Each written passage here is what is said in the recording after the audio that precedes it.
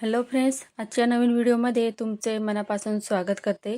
तर आज आपण बघा इथं 38 साईजचा कटोरी ब्लाऊज आहे, तर त्याची संपूर्ण कटिंग आजच्या व्हिडिओमध्ये आपण पाहणार आहोत. तर इथं बघा मी एक पेपर घेतलेला आहे, त्याची पण बाजू आहे ती माझ्या साईडने ठेवलेली आहे.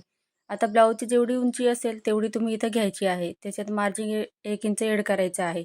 तर इथं बघा मी 14.5 इंच पूर्ण उंची घेतलेली आहे, 5.5 इंच शोल्डर घेतलं. आता जिथं शोल्डरचं माप टाकलेलं आहे तिथं सुद्धा उंची चेक करून घ्यायची आहे, व्यवस्थित आहे की नाही. इथं बघा आता लाईन आखून घेऊया. त्याच्यानंतर बघा 5.5 इंच आपण शोल्डरचं माप घेतलं. 6 इंच आपल्याला इथं बघा मुंड्याचं माप टाकायचं आहे. आता बघा मुंडासुद्धा व्यवस्थित चेक करायचा, म्हणजे आपण शोल्डर तिथं 5.5 इंच घेतलं होतं, तर खालीसुद्धा व्यवस्थित आहे की नाही ते चेक करायचं. त्याच्यानंतर बघा शोल्डर आणि मुंडा आहे तो जॉईंट करायचा आहे. आता इथं बघा आपल्याला छातीचा चौथा भाग टाकायचा आहे. तर छातीचा चौथा भाग इथं बघा 9.5 इंच घेतलेला आहे मी आणि 1.5 इंच इथं मी मार्जिन घेते. तुम्ही 2 इंच सुद्धा इथं घेऊ शकता. आता या पद्धतीने लाईन आखून घ्यायची आहे. आता बघा 9.5 इंच आणि 1.5 इंच मार्जिन असं टोटल आपलं इथे किती झालं, 11 इंच झालं. तर इथं कमरेच्या साईडला सुद्धा 11 इंच घ्यायचं आहे. जेवढं आपण छातीची घडी प्लस इथं मार्जिन घेतलेलं आहे तेवढंच खाली सुद्धा टाकायचं आहे, कारण आपण इथं दोघं पार्ट सोबत कटिंग करणार आहोत. तर टक्स वगैरे राहतात, त्यासाठी आपण इथं जेवढं आपण छातीची घडी आणि मार्जिन घेतो तेवढंच खाली घ्यायचं आहे. आता इथं बघा मुंडा मोजायचा आहे आपल्याला. तर पाठीमागचा मुंडा मी इथं 1.5 इंचावरती घेतला आणि पुढचा मुंडा 1 इंचावरती. त्याच्यानंतर बघा जेवढं इथं मुंडा घेतला असेल, आता 6 इंच घेतला होता आपण, त्याचे निम्मे घेतलं मी आणि या पद्धतीने बघा तिथूनच आपल्याला बघा जिथपर्यंत आपला इथं छातीचा चौथा भाग घेतलेला आहे तिथपर्यंतच आपल्याला हे मुंड्याचे आकार द्यायचे आहे. म्हणजे काय होईल, ब्लाऊज आपला परफेक्ट येईल, चुन्या वगैरे होणार नाही. तर त्याच्यानंतर आता बघा आपण आता सर्वात पहिले हे कटिंग करून घेऊया, म्हणजे आपल्याला पुढचे जो पार्ट आहे तर तो कटिंग करायला सोपं जाईल. तर त्यासाठी हा इथं बघा आपण दोघं पार्ट सोबत कटिंग करतोय. तर सर्वात पहिले बघा इथं जो पाठीमागचा मुंडा आहे तर तो इथं कट करायचा आहे. म्हणजे आपले दोघं जे पार्ट आहेत तर ते सेपरेट इथं होतील. तर त्यासाठी आता इथं बघा कटिंग करून घ्यायचं आहे संपूर्ण इथं या पद्धतीने व्यवस्थित. जे मार्किंग केलेलं आहे तेच कटिंग करायचं आहे, एक्स्ट्राची मार्जिन न कट करता. तर पहा इथं मी कट करून घेतलं. आता इथं आपण पुढचे पार्ट इथं आखून घेणार आहोत. तर सर्वात पहिले बघा आपण गळारुंदी टाकणार आहोत 2.5 इंच. तर जेवढी आता पुढे गळारुंदी घेतली आहे पाठीमागच्या भागाला सुद्धा तेवढीच घ्यायची आहे. आता पुढचा गळा बघा 6 इंच होता, तर अर्धा इंच मार्जिन घेतली मी इथं 6.5 इंच पुढचा गळा घेते. आता बघा खाली सुद्धा गळारुंदी 2.5 इंच घ्यायची आहे आणि बॉक्स तयार करायचा आहे आपल्याला. तर इथं बघा आता व्यवस्थित असं आखून घ्यायचं आहे. आता खालून बघा 1 इंचावरती मार्किंग करायचं आहे आणि या पद्धतीने आपल्याला इथं पुढचा जो गळा आहे त्याचा व्यवस्थित इथं शेप द्यायचा आहे, गोल गळा. आता इथं बघा जे मापं घेतलेली आहे ते आपण इथं लिहून घेऊया. 5.5 इंच शोल्डर, गळारुंदी 2.5 इंच, मुंडा 6 इंच आणि छातीचा चौथा भाग 9.5 इंच आणि प्लस आपल्याला इथं मार्जिन ॲड केलं आहे 1.5 इंच. पुढचा गळा 6.5 इंच घेतलेला आहे. आता कमरपट्टी काढणार आहोत आपण. तर गळ्याकडून बघा आपल्याला 2.5 इंच घ्यायचं आहे आणि मुंड्याकडून 2 इंच. तर हे आपण क्रॉसपट्टीसाठी इथं मापं टाकलेली आहे. तर सर्व साईजसाठी तेवढंच घ्यायचं आहे, 2 आणि 2.5. तर या पद्धतीने आता बघा लाईन आखून घेतली आणि कटोरीचा शेप देऊन दिला आहे मी इथं.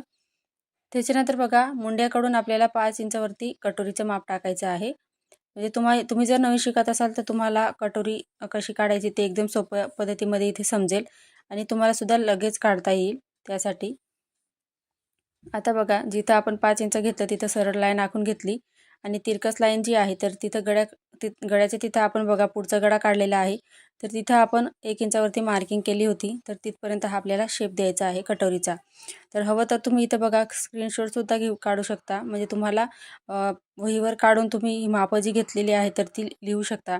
आता दोघं पार्ट सेपरेट केले. त्याच्यानंतर सर्वात पहिले पुढचा जो मुंड्याचा आकार आहे तर तो कटिंग केला इथं मी. आता क्रॉसपट्टी कट केली. त्याच्यानंतर पुढचा गळा आहे तर तो इथं कट करून घ्यायचा आहे, बघू शकता. आता साईड पार्ट आणि कटोरी आहे ती सेपरेट करायची. तर बघा इथं साईड पार्ट आपला रेडी झालेला आहे. आता आपल्याला इथं बाहीची कटिंग पाहायची आहे. तर त्यासाठी इथं बघा डबल फोल्ड केलेला पेपर घेतलेला आहे मी. आता 4.5 इंच बाही आहे, त्याच्यात 1 इंच मार्जिन घेतलेलं आहे मी. तर बघा छातीचा चौथा भाग अधिक आपण 1.5 इंच मार्जिन घेतलं, टोटल 11 इंच झालं होतं. तर इथं बाहीची घडी घेताना आपण जेवढी छातीची घडी घेतलेली आहे त्याच्यातून 1 इंच मायनस करायचं आहे. तर 11 इंच होतं, तर मी इथं 10 इंच बाहीची घडी टाकलेली आहे. तर तुमची जर बाही जोडताना कमी पडत असेल तर तुम्ही एकदा नक्की या पद्धतीने ट्राय करून बघा. बाही व्यवस्थित फिटिंगमध्ये बसते. आता त्याच्यानंतर बघा आपण इथं बंद बाजूकडून इथं बाहीची लांबी टाकलेली आहे. त्याच्यानंतर इथं बघा आपण बाहीची घडी घेतलेली आहे 10 इंच. आता बघा वरून आपल्याला इथं बाहीचा जो आकार द्यायचा आहे तर तो इथं मी 3 इंच घेतलेला आहे वरून. ओपन बाजू आहे तिथं आणि आतल्या साईडला 2 इंचावरती मार्किंग करायचं आहे. तर इथं बघा थोडीशी लाईन तिरकस झालेली आहे. मी सरळ करून घेते. तर हे आपलं सरळ करून घेतलं त्याच्यानंतर बघा या पद्धतीने तिरकस लाईन आखून घ्यायची आहे. तर हे 2 इंच घेतलं. आता साईज जर मोठी असेल तर 2 इंच इथे तुम्ही 2-2 इंचाचे 3 पॉईंट घ्यायचे आहे. तर इथं बघा मी पुढचा पॉईंट आहे त्याला खाली अर्धा इंच घेतलं आणि पुढचे जे 2 आहे तर त्यांना वरच्या साईडला मी अर्धा इंच घेतलेला आहे. आणि या पद्धतीने आपल्याला बघा बाहीचा आकार द्यायचा आहे व्यवस्थित. तर सर्वात पहिले बघा पुढचा जो मुंड्याचा आकार आहे तो इथं मी काढलेला आहे. आता बघा पाठीमागचा मुंडा असा या पद्धतीने काढायचा आहे आपल्याला. तर बघू शकता. तर खूप सोपी पद्धत आहे. तुम्ही जर नवीन शिकत असाल तर बाही एकदम सोप्या पद्धतीमध्ये तुम्हाला इथं जमेल. तर बघा इथं आता दंडघेरचं माप टाकायचं आहे. मी इथं 6.5 इंच दंडघेर घेतलेला आहे आणि 2 इंच इथं मार्जिन घेते. तुम्ही 1.5 इंचसुद्धा घेऊ शकता. तर या पद्धतीने बघा इथं बाहीसुद्धा आपली रेडी झालेली आहे. आता कटिंग कशी करायची बघा. तर बाहीची कटिंग करताना सर्वात पहिले बघा वरचा जो मुंड्याचा आकार आहे तर तो सर्वात पहिले कटिंग करायचा आहे. या पद्धतीने सर्वात पहिले वरचा मुंड्याचा आकार कटिंग करायचा आहे आणि त्याच्यानंतर आपल्याला इथं बाही ओपन करायची आहे. तर पहा इथं या पद्धतीने बाही ओपन करायची आणि पुढचा मुंड्याचा आकार आहे तो इथं कट करायचा आहे. म्हणजे काय होईल बाही आपली व्यवस्थित परफेक्ट अशी कटिंग होईल. आता इथं बघा कटोरी कशी वाढवायची. तर 2.5 इंच आपण गळारुंदी घेतली होती तर ती गळारुंदी इथं टाकायची आहे. आता एका साईडला गळारुंदी टाकली आणि वरून एका साईडला बघा 1.5 इंचावरती इथं मार्किंग करून घ्यायचं आहे. आणि या पद्धतीने कटोरीचा जो शेप असतो पुढचा गळ्याचा जो अर्धा शेप असतो आपला तो द्यायचा आहे. आता बघा 1.5 इंच जिथं घेतलेलं होतं तर तिथं खाली 5 इंचावरती मार्किंग करायची आणि आडवी मार्किंग आपल्याला इथं बघा 7.5ची घ्यायची आहे. आता बघा या पद्धतीने 7.5 इंचावरती मार्किंग केलं. त्याच्यानंतर सरळ अशी लाईन आखून घ्यायची आहे.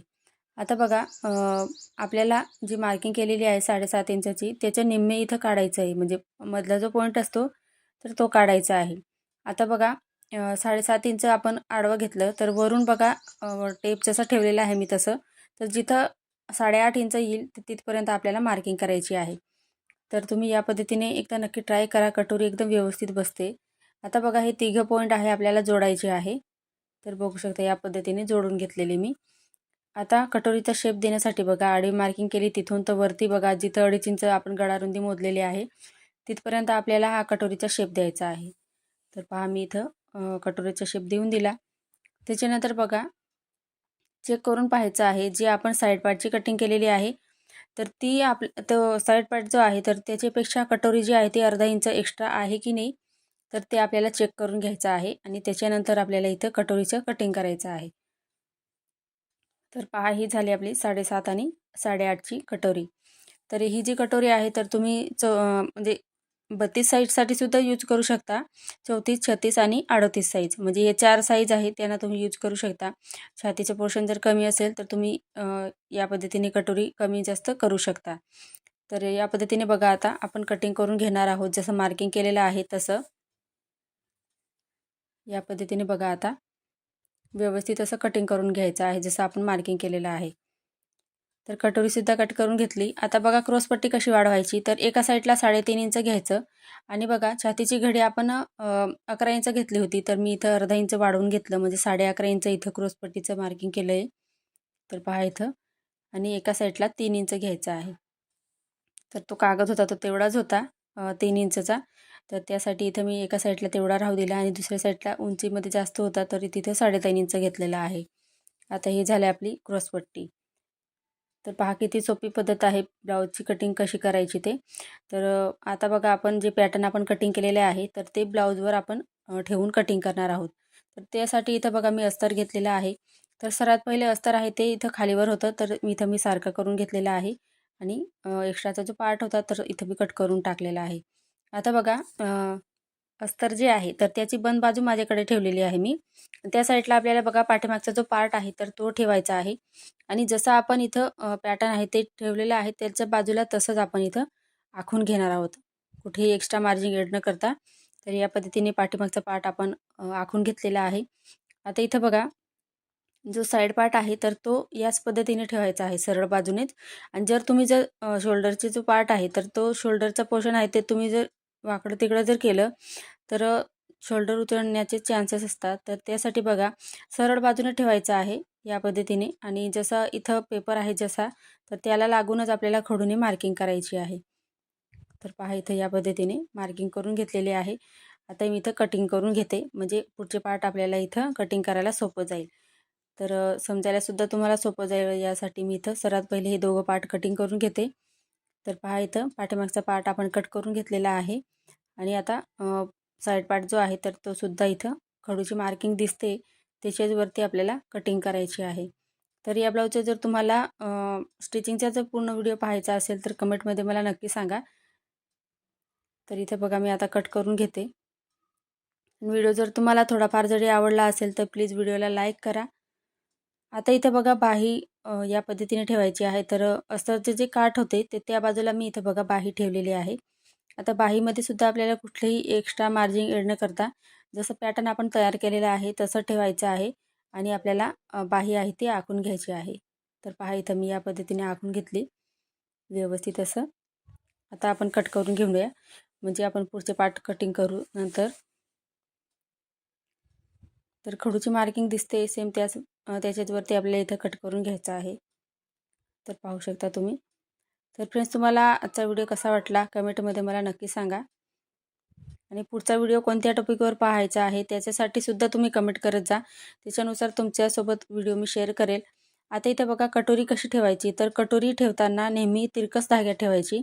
म्हणजे काय होईल ब्लाऊज जेव्हा कटोरी व्यवस्थित आपण जेव्हा शिवणार ब्लाऊजला तर ती कटोरी जी आहे ती परफेक्ट अशी अंगामध्ये चिपकून राहते आणि सरळ धाग्यात जर ते तुम्ही ठेवली तर ती पसरत नाही म्हणजे ती ओढली जात नाही मग व्यवस्थित बसत नाही ती अंगामध्ये.